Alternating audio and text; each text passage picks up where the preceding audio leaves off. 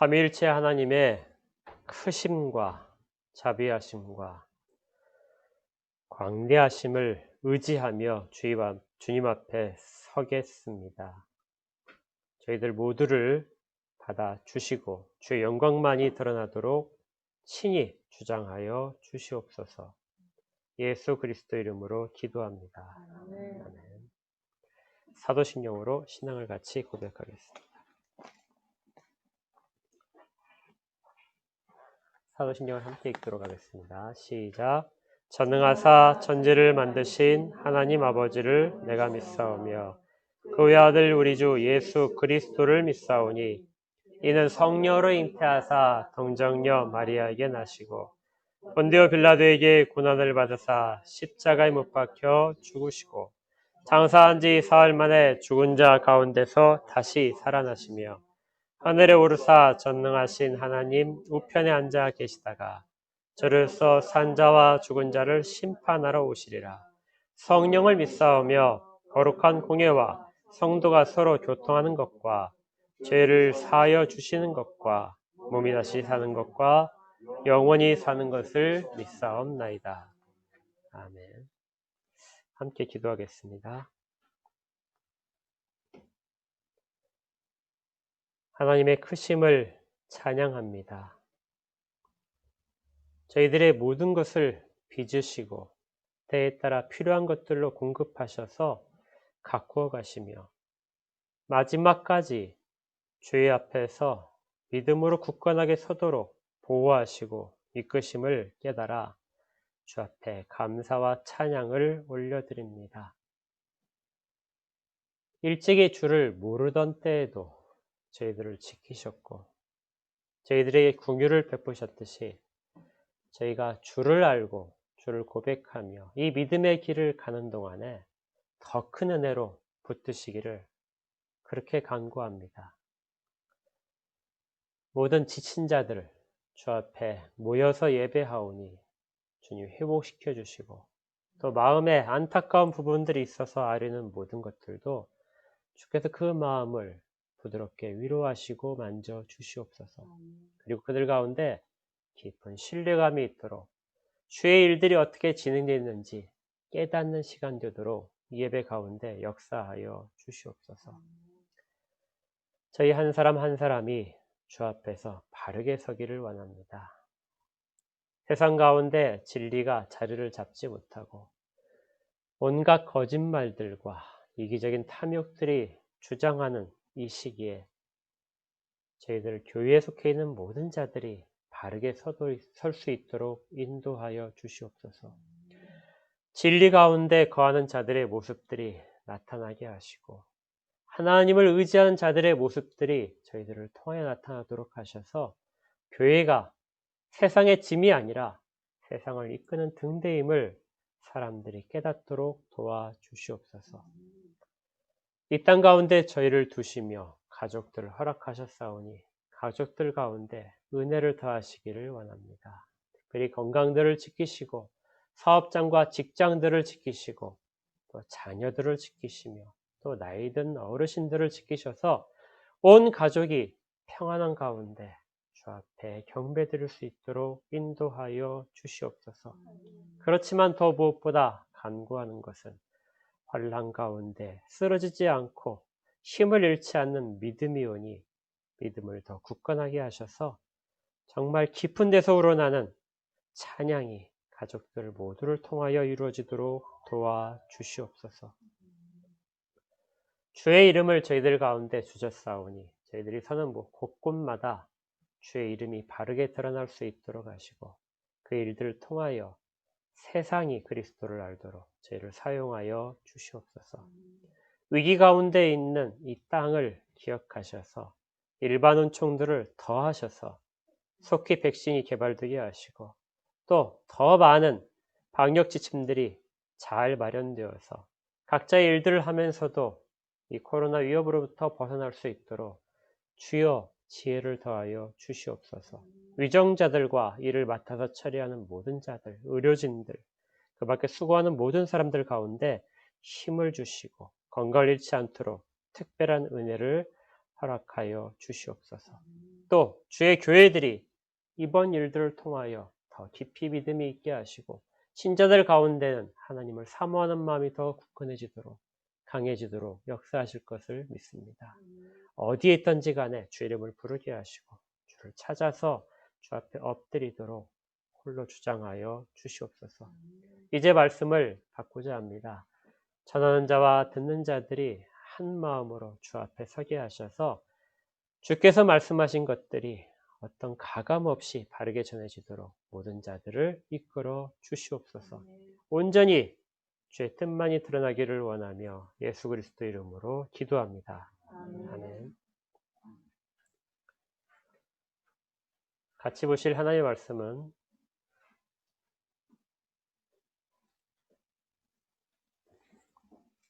사도행전 27장 27절부터 44절까지의 말씀입니다. 신약성경 235쪽에 있는데요.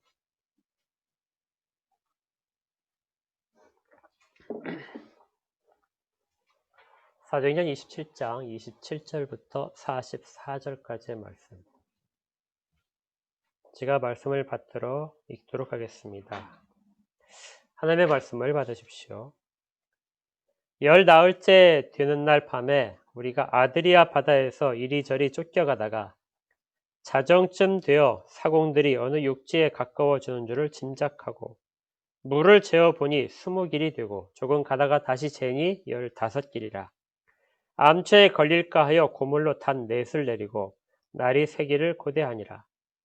사공이 도망하고자 하여 이물에서 닻을 내리는 채 하고 거룻배를 바다에 내려놓거늘 바울이 백부장과 군인들에게 이르되 이 사람들이 배에 있지 아니하면 너희가 구원을 얻지 못하리라 하니 이에 군인들이 거룻줄을 끊어 떼어 버리니라.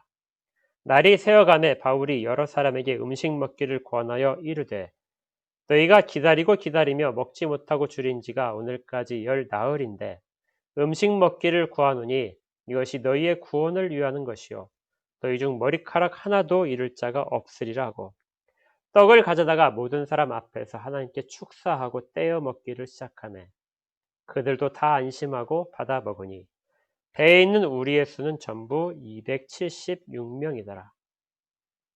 배부르게 먹고 밀을 바다에 버려 배를 가볍게 하였더니 날이 새매 어느 땅인지 알지 못하나 경사진 해안으로 된 항만이 눈에 띄거늘 배를 거기에 들여다 댈 수 있는가 의논한 후 닻을 끊어 바다에 버리는 동시에 키를 풀어 늦추고 돛을 달고 바람에 맞추어 해안을 향하여 들어가다가 두 물이 합하여 흐르는 곳을 만나 배를 걸매 이 물은 부딪혀 움직일 수 없이 붙고 고물은 큰 물결에 깨어져 가니 군인들은 죄수가 헤엄쳐서 도망할까 하여 그들을 죽이는 것이 좋다 하였으나 백부장이 바울을 구원하려 하여 그들의 뜻을 막고 헤엄칠 줄 아는 사람들을 명하여 물에 뛰어내려 먼저 육지에 나가게 하고 그 남은 사람들은 널조각 혹은 배 물건에 의지하여 나가게 하니 마침내 사람들이 다 상륙하여 구조되니라. 아멘.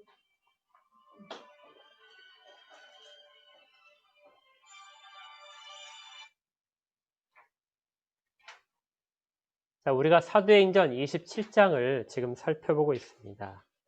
사도행전 27장은 예루살렘에서 붙잡혔던 바울이 가이사랴에서 배를 타고 출발해서 로마에 가는 과정을 계속해서 기록하고 있습니다.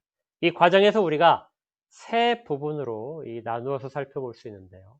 설교도 세 부분을 나누어서 진행 중입니다. 첫 번째 했던 내용이 이 모든 일행이 출발하는 그 단계에서 하나님께서 위로하셨다는 걸 살펴보았습니다. 기억나시죠? 그때의 제목이 먼 길을 가는 자들을 위한 위로였습니다. 성경이 분명하게 기록하고 있기를 바울 일행이 가야 될 길을 처음에 나서자 하나님께서 바울을 위로하셨다. 바울을 돌보신 그러한 기록들이 처음에 있습니다. 아직 바울 일행은 환란이 앞으로 닥칠지 어떨지를 모르지만 하나님은 아시죠. 그래서 하나님께서 그들이 닥칠 환란을 극복할 수 있도록 그들의 체력과 능력을 회복시키시는 그런 시기를 먼저 마련하신 것입니다. 동료들을 통해서 같은 그리스도인들을 통해서 그리고 백부장을 통해서 호의를 받도록 하면서 그동안의 오랜 수감 생활로 지쳤던 바울을 회복시켜 주셨습니다. 왜 이렇게 항해를 떠나는 초창기에 누가는 이 위로받은 사실을 기록하고 있는가? 사실은 성경에서 강조하는 메시지 중에 하나인데요. 우리가 어떤 환난 가운데 있게 되면 그 환난 속에서 온 초점이 환난을 어떻게 극복할 것인가에 맞춰주다 보니까 놓치기 쉬운 부분이 하나님이 그 환난 속에서 우리에게 어떻게 작용하시는가 하는 부분들을 간과하기 쉽습니다. 그것보다 더 간과하기 쉬운 것이 하나님은 그러면 그 일들을 허락하시기 전에 우리에게 어떤 것들을 준비하셨는가? 하나님은 환난을 주시기 전에 그 환난을 견딜 수 있는 힘을 먼저 주시는 하나님이다. 이걸 잊지 않도록 성경은 그 기록을 계속해서 남겨놓고 있는 것입니다. 이 부분은 우리가 주의 깊게 살펴보지 않으면 언제나 놓치는 부분입니다. 왜냐하면 우리의 눈은 환난 가운데만 향하 있기 때문에 그렇죠. 우리가 지금 다니엘서를 묵상하고 있는데요. 다니엘서에서 이거 우리가 아주 절실하게 느끼지 않았습니까? 다니엘이 그 바벨론으로 끌려가서 어떻게 그 믿음을 유지할 수 있었는가? 이스라엘 백성들은 어떻게 그 바벨론의 70년이라는 포로 생활 속에서 그들의 믿음을 유지할 수 있었는가? 무엇보다 하나님께서는 포로로 끌려가기 직전에 요시야 왕을 통해서 종교개혁을 일으켰다고 하셨죠. 이제 성전도 잃고 모든 것들이 없어진 그러한 바벨론 땅에서 어떻게 하나님에 대한 신앙을 지킬 것인가? 그 준비를 요시야 왕의 종교개혁을 통해서 율법을 가르치게 하고 하나님의 말씀을 배우도록 함으로써 그걸 준비시켰다는 것이죠. 그래서 요시야 왕이 죽은 다음에 5년쯤 지난 후에 다니엘이 끌려가서도 그걸 지킬 수 있었던 것입니다. 하나님은 무작정 하나님의 사람들을 어떤 환경 속에서 환난 가운데 던지시는 것이 아니라 힘을 주시고 던지십니다.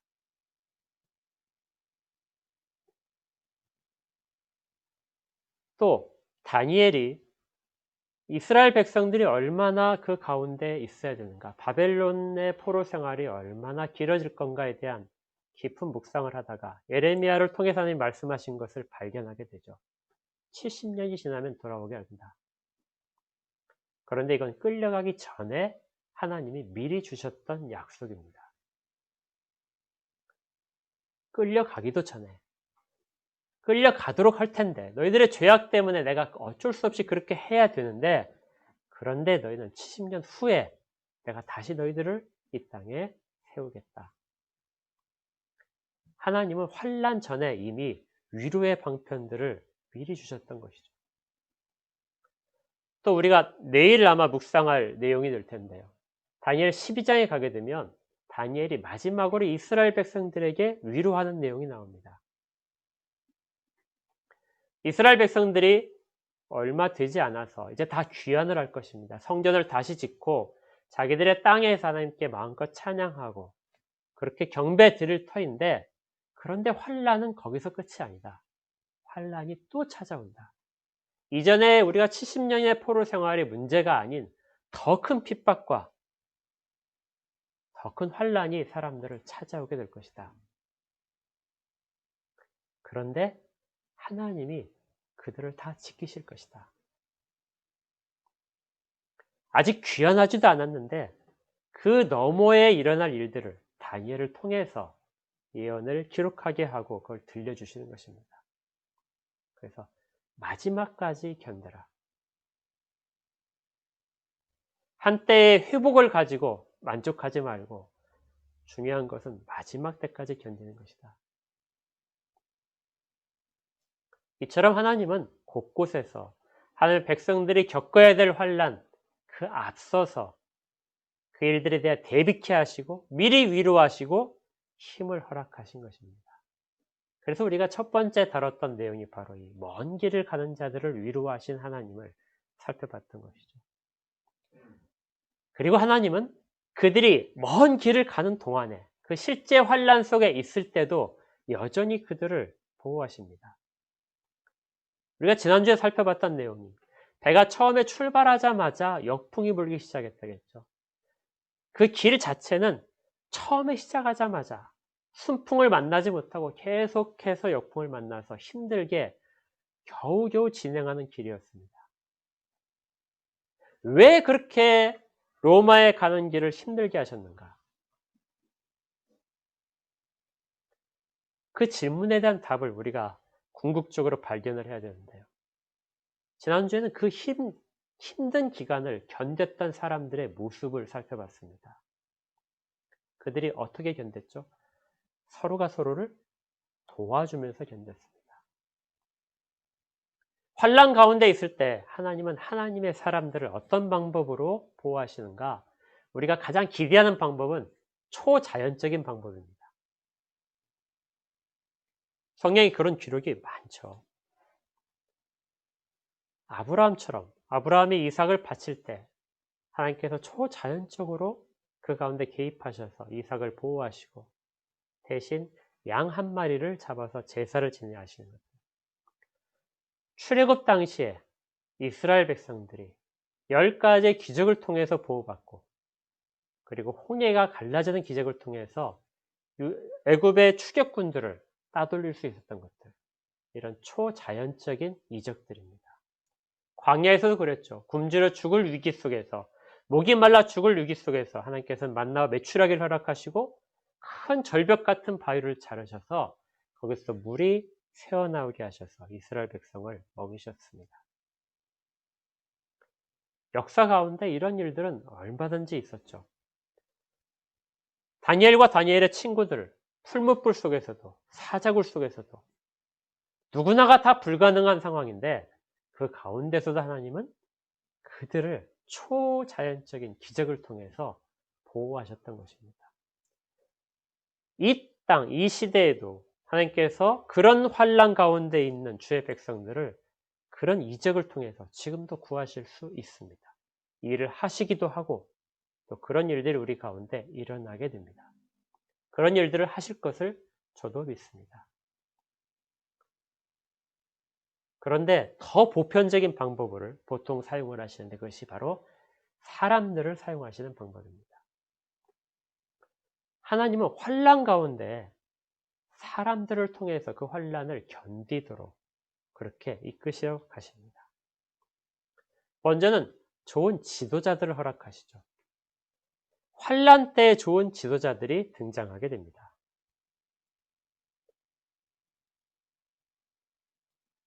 환난이 있게 되면 그동안에 누가 지도자인지가 잘 드러나지 않다가도 지도자가 하나님께서 세운 지도자들이 그 가운데 드러나게 됩니다.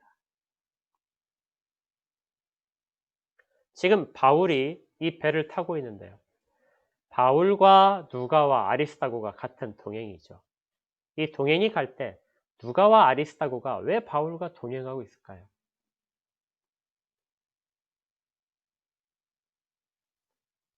그들 가운데 바울은 그들이 존경하는 지도자였습니다. 하나님께서 그들과 묶어주신 지도자.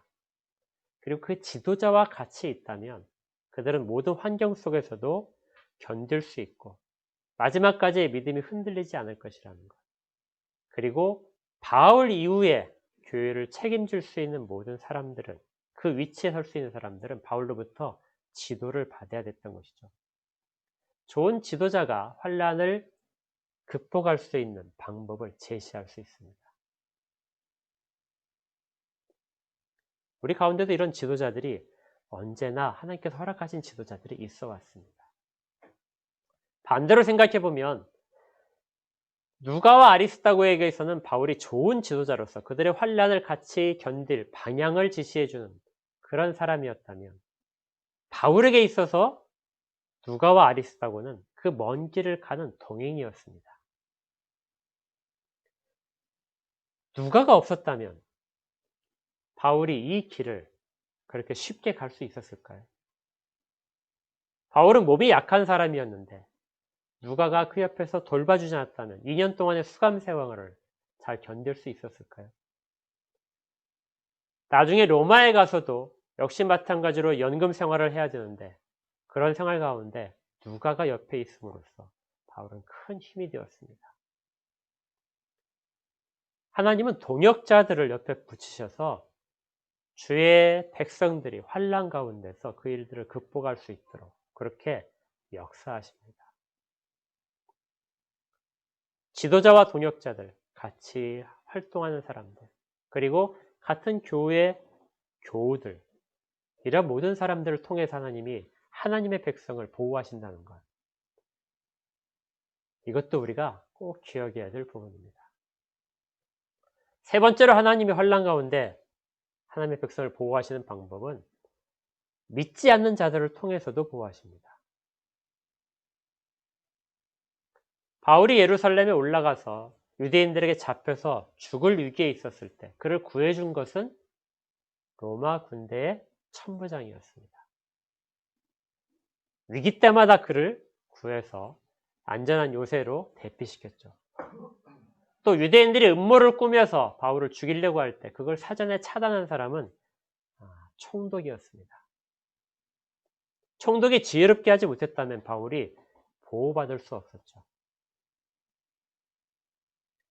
바울이 지금 배를 타고 갈 때 백부장의 도움이 없었다면 바울은 그 길을 가기가 힘들었을 겁니다. 또 풍랑이 칠 때 노련한 선장과 선원들이 없었다면 이 배는 이미 진적에 침몰했을지도 모릅니다. 전혀 우리와 관계를 없는 사람들, 우리 인생에 별 도움이 안 되는 사람들, 신앙에 별 도움이 안 될 것 같다는 사람들이 엮여져서 하나님은 그들을 통해서도 하나님의 백성들을 보호하고 계신다는 것이죠. 이렇게 해서 이 항해하는 이 모든 일들은 전체적으로 다 서로가 서로를 도와가는 우리라는 것으로 진행되고 있었습니다. 기억나시죠? 이 27장에서의 처음에 시작할 때 우리라는 말은 바울과 누가와 아리스다고를 지칭하는 말이었는데 이 말은 시간이 지나면서 항해가 계속되면서 점점 범위가 넓어진다고 했죠. 결국 마지막에 어디까지 넓어지냐면 오늘 본문에 있는 37절에 있는 것처럼 배에 있는 우리의 수는 전부 276명이었더라. 누가가 이 우리라는 말을 어디다 쓰고 있어요? 276명 전부가 다 뭐예요? 우리가 된 것입니다. 그래서 우리가 오늘 이 본문 말씀을 상고하는 것 중에 초점을 맞춰야 될 부분이 바로 이 우리라는 개념이 조금씩 어떻게 바뀌는가. 일단 환난 가운데 배가 폭풍우 속에서 내던져졌을 때는 이 우리라는 개념이 잘 진행되는데 과연 끝까지 그것이 잘 진행될 수 있는가. 그 부분을 집중적으로 같이 살펴볼 것입니다. 지금까지 이 우리라는 이 공동체, 한 배에 탄 공동체의 지도자는 두 사람이었습니다. 첫 번째는 백부장이었죠. 백부장이 로마 군인으로서 이 배에 대한 아마 최고의 결정권을 자기가 가져갔던 것 같습니다. 그리고 또 다른 결정권자가 선장이죠. 선장은 배에 대해서 모든 것을 가지고 있기 때문에 그 두 사람의 결정에 의해서 배는 지금까지 항해해 오고 있었습니다. 위기 상황에서도 이걸 넘길 수 있었던 것은 두 사람의 탁월한 결정이었습니다. 그런데 이제 맞지 않는 경우가 한 번 생겼죠. 배가 어렵사리 오다가 미항에 도달했을 때 바울이 더 이상 배로 여행을 하는 것은 불가능한 것 같다. 내가 보기에는 불가능하니까 여기에서 겨울을 그냥 지내자. 그런데 선장이나 선주는 여기서부터 하루만 더 가면 베닉스라는 더 좋고 크고 안전한 항구가 있다. 거기에 가서 지내는 것이 좋겠다. 결정은 백부장이 했습니다. 백부장이 베닉스로 가자. 그렇게 해서 이 배가 진행을 하고 있었는데 마침 불어온 광풍으로 인해서 배가 지중해로 떠밀려온 것이죠. 떠밀려서 한 3일 정도를 배가 계속 표류를 하는 동안 해와 달도 보이지 않고 폭풍우가 너무 심하게 쳐서 어디로 가는지 모르는 상태에서 계속 떠밀려 가게 됩니다. 이때 사람들이 싣고 있던 짐을 버리고 배에 있는 물건들을 버리기 시작하는데, 이것들을 지시한 사람은 선장이었습니다.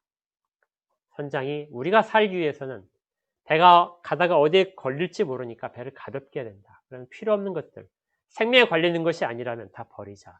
그렇게 결정을 하자 다 버렸던 거죠. 선장의 말을 따라서 그렇게 진행했던 겁니다.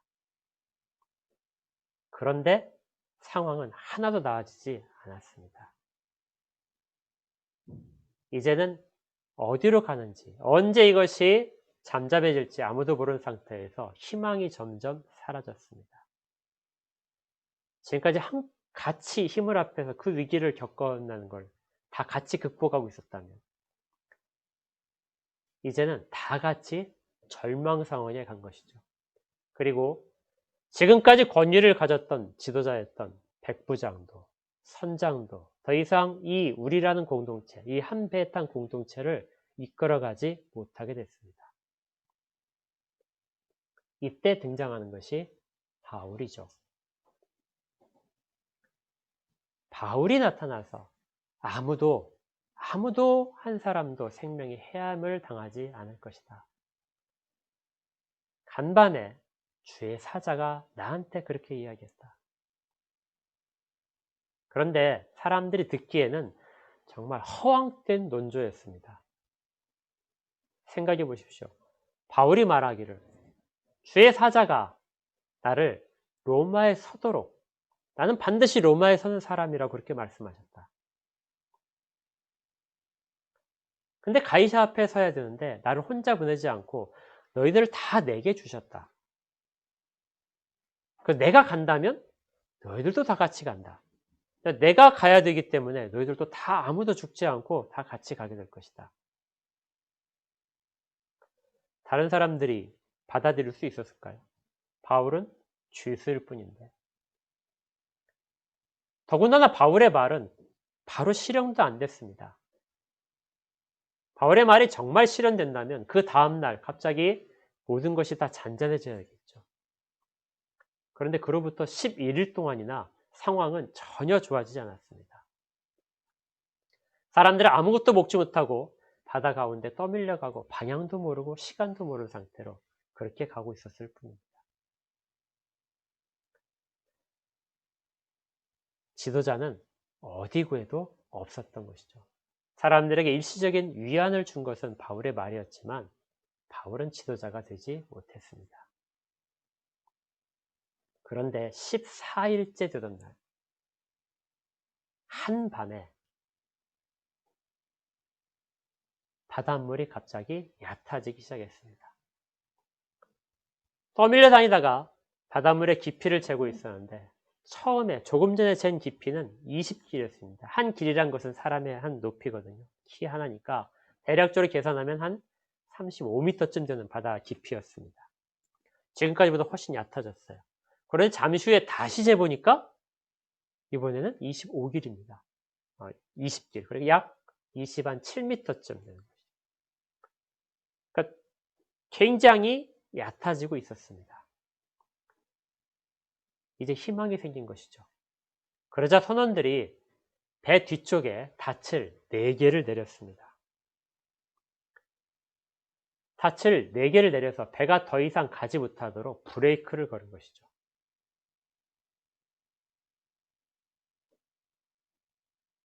그렇게 해서 날이 새기만을 기다렸습니다. 날이 새면 뭔가 앞에 섬이라도 육지라도 보이지 않을까. 그러면 그때 이제 뭔가 행동을 취하지 않을까. 이제 살 소망이 생긴 것입니다. 그런데 지금까지 배에 있었던 다 같이 운명 공동체로 생각했던 이 공동체에 균열이 생겼습니다. 참 묘하죠. 정말 절망적인 상황에서는 힘을 합했고 낙심할 때도 서로 같이 그냥 널브러졌는데 살 소망이 생기자 일부의 사람들이 다른 사람들을 버리고 자기들만 살려는 시도를 하게 됩니다. 그것이 선원들입니다. 선원들이 배 앞에도 돛을 내려야 되겠다, 닻을 내려야 되겠다 하면서 배 앞쪽으로 이동을 하고는 닻을 내리는 척하면서 배에 남아있던 조그만 거룻배, 그 배를 바다에 내립니다. 그리고 자기들이 타고 탈출하려는 것이죠. 선원들이 탈출하면 배는 더 이상 아무것도 할 수가 없습니다. 그러면 거기 있는 사람들은 다 이제 죽게 되겠죠. 그런데 하나님은 이걸 그냥 지나치게 하지 않으셨습니다. 바울로 하여금 그걸 보게 만드셨죠. 바울에게 속해 있는 사람이기 때문에 바울이 볼 수 있었던 것입니다. 바울이 그 탈출하려는 모습을 보고 백부장하고 군인들의 이야기를 해서 저들의 탈출을 막아야 우리도 같이 살 수 있다. 그러자 군인들이 가차없이 가서 그 배를 붙잡고 있는 줄을 끊어버리게 됩니다. 유일한 탈출구였던 배를 버리자 이제는 선원들도 아무런 방법이 없겠죠. 다시 어쩔 수 없이 우리라는 개념 속으로 다시 포함되게 됩니다.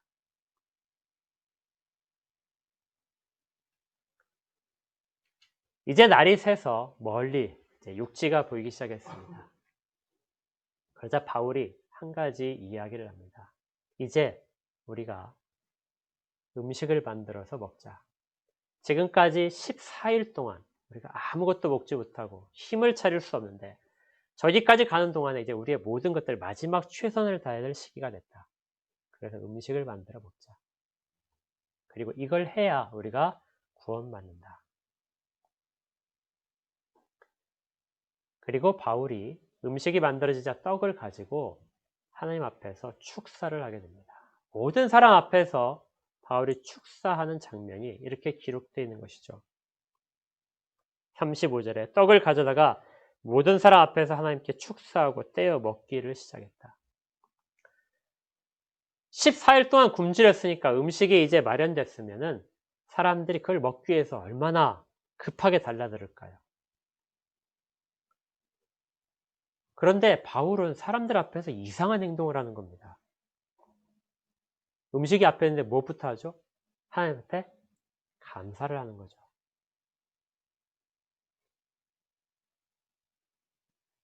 감사를 하는데 모든 사람 앞에서 사람들이 보는 앞에서 합니다. 지금 바울의 위치는 이전과 달라졌습니다. 그는 이전에는 죄수였기 때문에 아무도 그를 관심 있게 보지 않았지만 바울이 우리가 섬에 걸릴 것이고 그 섬에서 모든 사람들이 다 한 사람도 생명이 다침받을 것이 다 구원받을 것이다. 이야기하고 또 배를 버리려고 했던 선원들의 그 탈출하는 시도를 좌절시켰기 때문에 사람들이 이제 바울에 의지하는 마음이 조금씩 생겼습니다. 그래서 바울이 하는 행동 하나하나가 다 의미가 있는 것이죠. 지금 바울이 음식을 만들어 먹자 그러니까 음식을 만든 것입니다. 그런데 바울이 사람들 앞에서 그렇게 하나님 앞에 먼저 감사를 하고 있는 것이죠. 사람들이 각자 먹으려던 것들을 멈췄을 겁니다. 바울의 모습을 보겠죠. 그들도 나름대로의 신을 섬기고 나름대로의 어떤 종교들이 있었겠지만 바울의 행동 자체는 모든 사람을 멈추게 하고 하나님 앞에서의 시선으로 끌어갔습니다. 그리고 바울이 감사 기도를 마친 후에 떼어서 자기부터 먹기 시작합니다. 그러자 비로소 사람들이 이제 안심하고 먹었다. 이렇게 기록되어 있죠. 이제 사람들은 이전에 불안했던 마음에서 이 순간에는 이제는 다 벗어났던 것입니다. 아직 신앙은 없었을지 모르지만 그들은 하나님이 자기들을 보호한다는 것들을 깨닫기 시작했습니다. 이때 사용됐던 것이 바로 우리가 전부 다 합쳐서 276명입니다.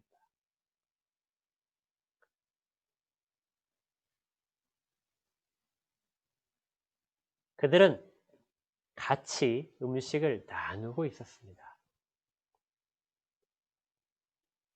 이렇게 먹고 난 이후에 짐을 모두 다 이제 버렸습니다. 남은 식량을 하나도 없게 만들었습니다. 그 식사가 마지막 식사죠. 이제는 모든 최선을 다해서 배가 육지에 접근을 해야 됩니다.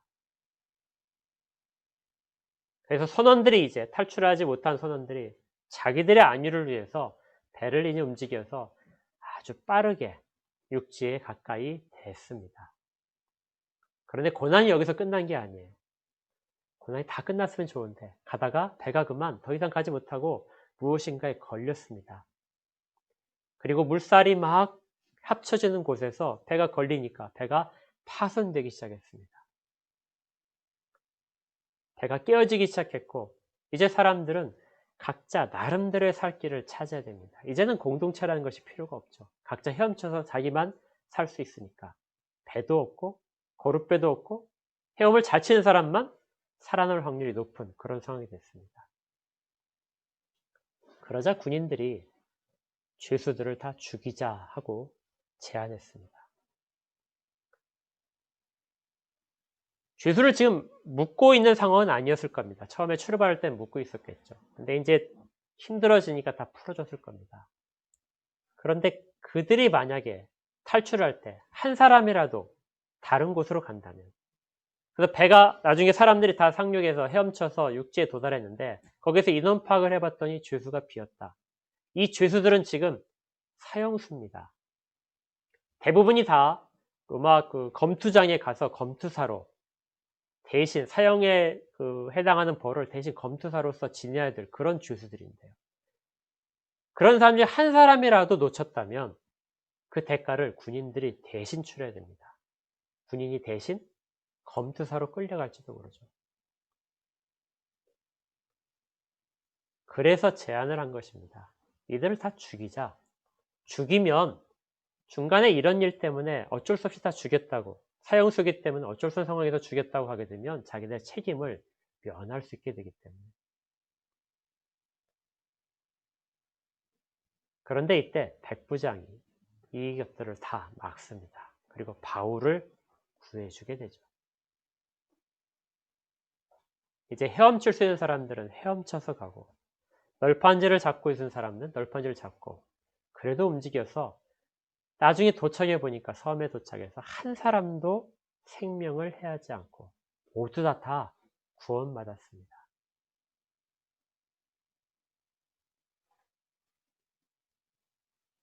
하나님께서 바울에게 말씀하셨던 그 약속, 그것이 이제 다 성취가 된 것이죠. 그렇다면 이 기간 동안에, 이 사건 동안에 정말 중요했던 내용이 무엇인가? 어떻게 이 모든 사람들이 구원받을 수 있었는가? 내용을 잘 추적해보면 선장도 백부장도 아무런 권위를 유지할 수 없을 때, 아무도 사람들을 구원할 수 없을 때, 그때 앞에 나서서 지도자가 된 사람, 그가 바울이었던 것입니다. 바울의 지도가 시작되자 그 지도에 순응하는 사람들이 모두 다 다시 우리 가운데로 포함되어 있었고, 그 우리를 통해서 그들은 한꺼번에 같이 구원받을 수 있었습니다. 마지막의 위기 상황, 바울이 죽임을 당할 수 있는 상황에서 백부장이 바울을 구해줬는데, 실제로 이 백부장이 바울을 구한 것처럼 되어 있지만 사실은 백부장이 스스로를 구한 것이죠. 만약에 그가 바울이 죽는 것을 허용을 했다면 그들은 어느 누구도 구원받지 못했을 겁니다. 왜냐하면 하나님이 바울 가운데 그들을 다 주셨기 때문이죠. 자기들도 모르는 사이에 그들은 자기들의 생명을 스스로 구했던 것입니다. 하나님의 사람이 그 배에서 어떤 역할을 하는가가 이 본문에서, 이 항해 가운데서 제일 중요한 초점입니다. 세상은, 지금 여기에 나타나 있는 이 배는 세상을 의미합니다. 복음이 예루살렘으로부터 로마로 전해지고 이방인 사회에서의 복음이 어떻게 세상 가운데서 위치를 차지하고 그리스도인들이 어떤 위치와 역할들을 해야 되는가가 이 항해 기간 동안에 드러나고 있는 것이죠. 그리스도인들은 세상으로부터 격리되어 있는 자들이 아닙니다. 세상 가운데 보냄을 받은 자들이죠. 그래서 세상과 같이 배를 타고 있습니다. 세상과 구별되지 않습니다. 세상이 힘들어하면 그리스도인들도 힘들고, 세상이 평온하면 그리스도인들도 평온합니다. 풍랑을 만나 배가 흔들리고 여행이 힘들었을 때 바울과 그 일행들도 힘들었던 것이죠. 그래서 그들도 같이 힘을 합해서 그 위기를 벗어나기 위해서 배도 같이 끌어당기고 배를 묶는데 그들도 힘을 합했던 것입니다. 그들이 절망하고 먹지 못할 때 바울 일행도 역시 같이 먹지 못했었습니다.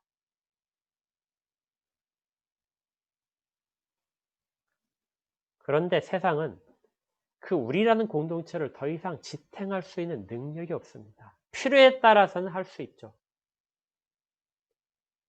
정말 생명이 절박한 가운데 있을 때는 세상은 스스로 뭉쳐서 어떤 일을 해결할 만한 힘을 발휘합니다. 그렇지만 그 우리라는, 일시적인 우리라는 개념은 매우 불안정해서 시간이 조금만 지나면, 그리고 조금의 희망만 있다면, 내가 살 확률이 다른 사람보다 조금이라도 높아질 수 있다면 다른 모든 사람을 버려서 우리를 스스로 깨트리는 방향으로 가게 됩니다. 이것이 우리의 죄악된 본성들이죠. 이 항해도 계속해서 그런 위기들이 있었습니다. 그런데 이 우리라는 개념을, 그러한 잘못된 방향으로의 성향을 극복하고 지탱하도록 만든 것은 바로 바울이었습니다. 그리스도인들이 세상 가운데서 하는 역할이기도 합니다. 탐욕과 자기의 생명만을 유지하기 위해서 다른 사람을 얼마든지 버릴 수 있는, 이용할 수 있는 그런 상황 속에서 처음부터 끝까지 변하지 않는 신실함으로 하나님이 주신 것들에 대한 충성스러움으로, 하나님이 그 배에 있는 모든 자들을 주셨다면 모든 자들을 지키는 그러한 순종함으로 그렇게 있는 바울의 역할, 이것이 바로 그리스도인들이 앞으로 해야 될 역할이었습니다. 황제의 권위 앞에, 로마의 군인들 앞에, 부유한 사람들의 로마의 상류층 앞에서 보잘것없는 그리스도인들이 그 사회를 지탱해 가는 것, 그리고 그들이 여전히 하나님 앞에 서도록 만들고 이끌어가는 것, 또 결국 하나님 앞에서 같이 감사하는 것, 이것이 복음이 전해지는 이유이며 그것에 대한 모델이 지금 이 배에서 이루어졌던 일들이죠.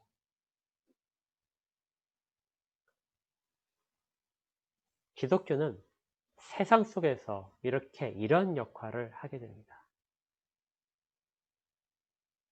우리가 흔히 생각할 때 정말 잘못된 생각인데, 그리스도인들은 세상 가운데서 희생하는 역할이다, 끝없이 희생을 해야 된다, 이렇게 생각하기 쉬운데요. 그렇지 않습니다. 이 배에 있는 일들 보십시오. 그리스도인들을 누가 보호합니까? 배에 탄 다른 자들이 보호합니다. 궁극적으로는 그들을 통해서 하나님의 약속하신 것들을 이루시기 위해서 하나님이 보호하시지만 그들의 손길을 통해서 그리스도인들도 보호받죠. 여기에 대해서 아주 가장 적합한 예가 하나 있는데요. 여러분들이 혹시 썬다싱이라고 들어보신 일이 있을지 모르겠습니다. 처음 들어보시나요? 네. 그 인도의 기독교 지도자였습니다. 이제 돌아가신 지 상당히 오래되는데요. 이분이 본래는 힌두교의 지도자였어요. 사제였습니다. 아주 높은 가문의 사람이었는데 그 사람이 기독교로 개종을 했습니다. 그래서 열심히 이제 인도를 복음화 시키기 위해서 일하셨는데요. 우리 쪽에서는 별로 잘 알려지지 않았습니다. 왜냐하면 이분이 약간 신비주의적이에요. 그래서 원래 출신 자체가 인도의 이제 힌두교 쪽에서 있었기 때문에 그런 이야기 그대로 남아 있어서 굉장히 신비주의적입니다. 그래서 이제 사람들이 별로 좋아하지는 않지만 이분이 그 과정에서 겪었던 많은 일들을 책으로 이렇게 써서 이야기를 했는데 그 일들이 사람들에게 신앙에 대해서 다시 한번 생각해보는 그런 좋은 기회들을 제공해 줬습니다. 저도 아주 오래전에 이제 이분의 그 기록들을 읽었는데요. 제가 기억나는 대로 들려드릴 것입니다.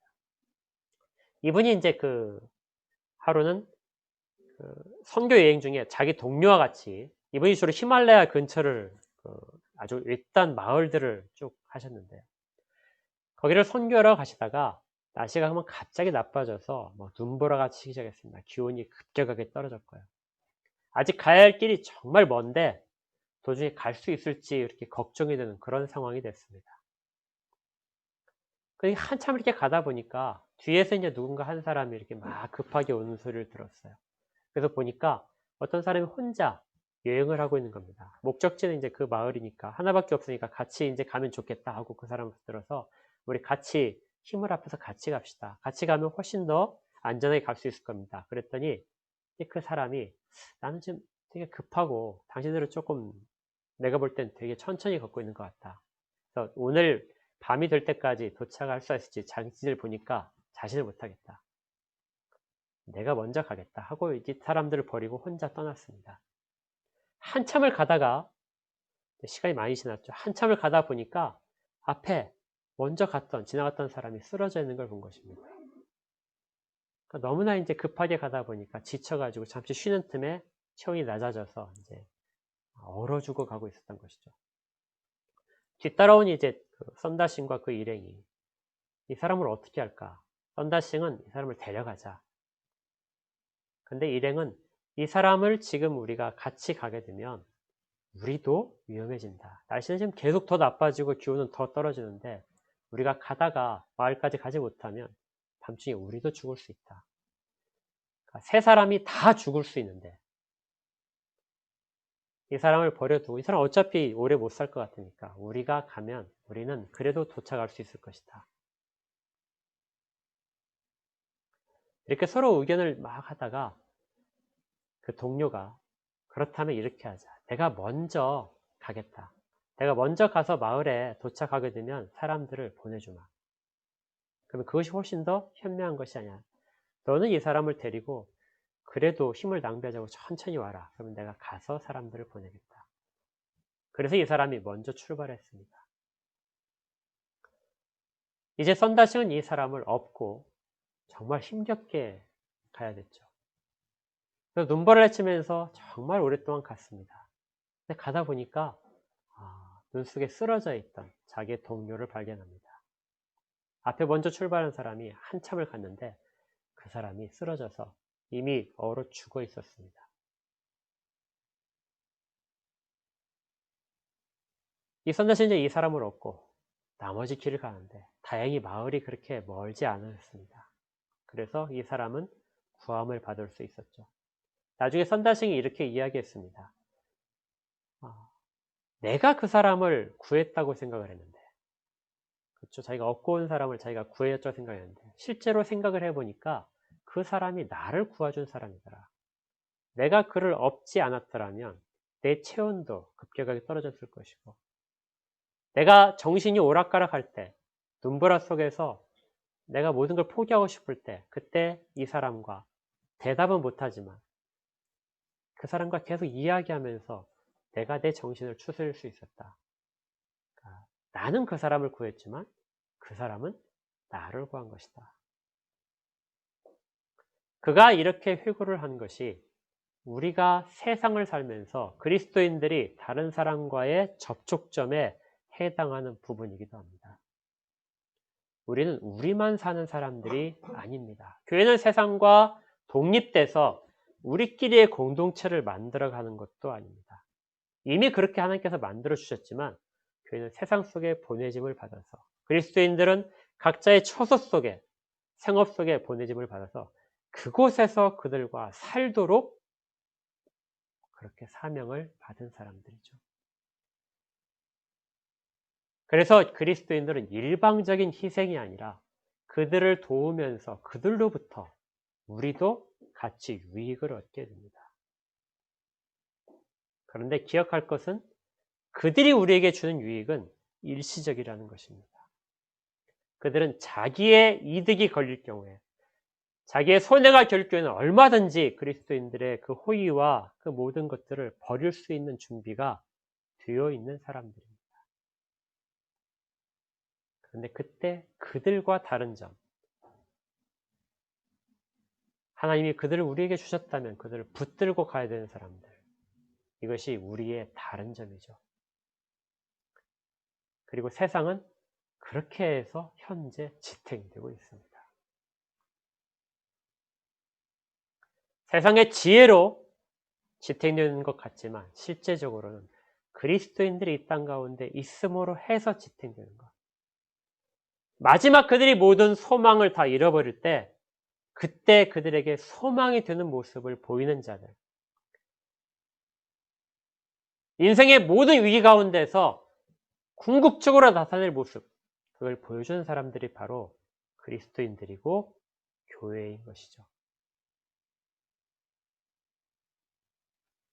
이 일들을 지금 바울은 보여지는 설교로서 그리고 하나님은 표본으로서 이 사건을 통해서 우리에게 길을 알려주고 계시는 것입니다.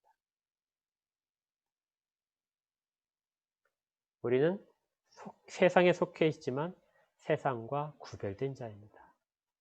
그들과 동일한 가치관을 가지지 못하고 그들이 가장 중요하게 생각하는 것들을 우리는 그것보다 더 중요한 것들을 가진 사람이라는 걸 세상 가운데 보여줘야 될 그런 사람들입니다. 모든 희망이 사라졌을 때 그들을 붙잡고 가는 사람들. 그리고 그들이 자기의 탐욕으로 다른 사람을 버릴 때 버리지 못하도록 제어시키는 사람들. 그리고 마침내 그 약속을 이루실 하나님이 우리를 붙들고 계시기 때문에 우리를 통해서 그들도 유익을 얻게 되는 것. 모든 자들이 그걸 경험하게 될 것입니다. 그리스도인들이 이 땅을 떠날 때는 세상이 망할 때입니다. 이것이 우리의 역할이고 오늘도 하나님께서 우리를 그렇게 세상 가운데 보내고 계십니다. 함께 힘을 합하고 그러면서 그들에게 참다운 진리가 무엇이고 정말 궁극적으로 추구할 가치가 무엇인지를 보여주는 우리의 삶으로 나타내주는 그들의 소망이 되는 우리 모두가 되기를 주의 이름으로 축복합니다. 기도하겠습니다. 하나님 감사합니다. 저희가 정말 속 좁게도 교회에 나오면 그리스도인이면 모든 것들을 다 희생해야 되는 그래서 거부하는 마음이 드는 그런 잘못된 이해를 가지고 있었습니다. 그렇지만 바울이 항해하는 모습을 통해서 세상 속에서의 그리스도인들이 어떻게 살아야 되는지 정말 진정한 공동체인 우리를 누가 만들어갈 수 있는지 깊은 깨달음을 주심을 감사드립니다. 저희들을 보내신 그 자리에서 이 역할들을 다 감당하도록 인도하여 주시옵소서. 세상이 낭망할 때 빛을 보이게 하시고 세상의 길을 모를 때 그 길을 앞장서서 인도하는 자들이 되도록 저희를 사용하여 주시옵소서. 저희 교회를 그 가운데 하나로 사용하여 주시고 교회에 속해 있는 모든 지체들이 이러한 것들을 잘 깨달을 수 있도록 모두가 다 주 앞에 엎드린 자들로 삼을 수 있도록 인도하여 주시옵소서. 좋은 세계관을 회복하도록 이끄실 것을 원합니다. 주의 백성들을 지켜 주시옵소서. 예수 그리스도 이름으로 기도합니다. 아멘. 네, 헌상하겠습니다.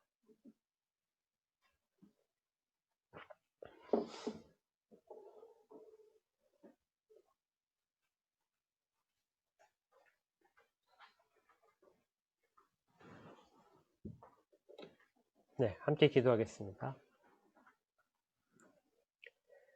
하나님 저희를 세상 가운데 보내시고 그들 가운데서 함께 일하게 하심을 감사드립니다. 그리고 그 가운데 거둔 예물들이 있음을 다른 사람들과 다르게 하나님께서 주신 것임을 기억하여 감사로 나타낼 수 있도록 하심도 감사드립니다.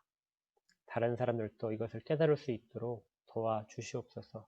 그 가운데 저희가 일정한 목표를 할 수 있도록 든든한 믿음과 신앙들을 가지기를 원하오니 주께서 보호하여 주시고 주장하여서 인도하여 주시옵소서. 각자의 상업과 일터들과 사업장들과 하나님 모든 이들 가운데 복을 허락하시고 평안으로 채워 주시옵소서. 이제는 우리 구주 예수 그리스도의 은혜와 하나님 아버지의 크신 사랑하심과 성령 하나님의 내주하시며 교통하시고 위로하시고 인도하신 은혜가 모여 예배드린 모든 자들 가운데 지금도 보내심을 받은 곳곳에서 그리스도인으로서의 사명을 감당하고 있는 모든 자들 가운데 이 땅의 사회와 세상을 붙잡고 있는 모든 신실한 그리스도인들 가운데 영원까지 함께 있을지어다. 아멘.